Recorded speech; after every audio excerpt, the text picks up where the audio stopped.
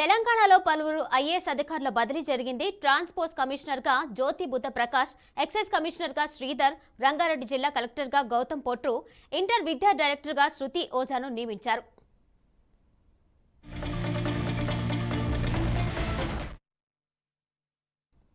దీనిపై మరింత సమాచారం వాసు అందిస్తారు. వాసు చెప్పండి.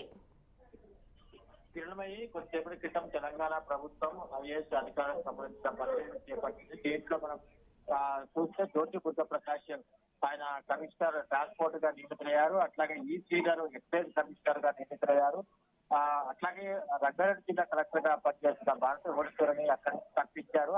ఆమెను జనరల్ అడ్మినిస్ట్రేషన్ రిపోర్ట్ చేయాల్సిన ప్రభుత్వం ఆమె స్థానంలో గౌతమ్ పోట్రు రంగారెడ్డి కలెక్టర్ గా నియమితులయ్యారు. అట్లాగే శృతి ఓజా ఎంప్లాయీస్ డైరెక్టర్ గా ఆయన పోస్టింగ్ ఇచ్చారు. E V Narasimha Reddy tribal welfare director గా ఆయనకు పోస్టింగ్ ఇచ్చారు.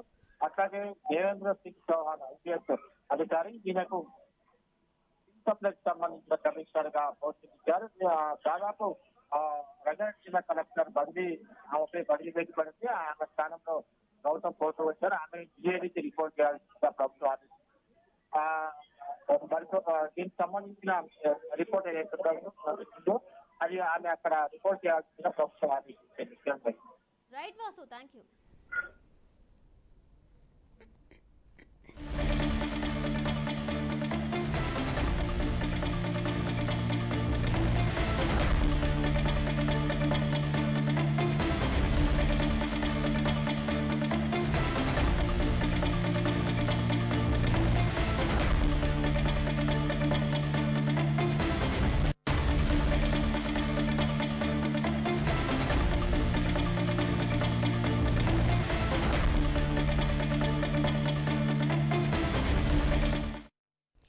బ్రేకింగ్ చూస్తున్నాం. తెలంగాణలో పలువురు ఐఏఎస్ అధికారుల బదిలీ జరిగింది. ట్రాన్స్పోర్ట్స్ కమిషనర్ గా జ్యోతి బుద్ధ ప్రకాష్, ఎక్సైజ్ కమిషనర్ గా శ్రీధర్, రంగారెడ్డి జిల్లా కలెక్టర్ గా గౌతమ్ పొట్రు, ఇంటర్ విద్యా డైరెక్టర్ గా శృతి ఓజాను నియమించారు.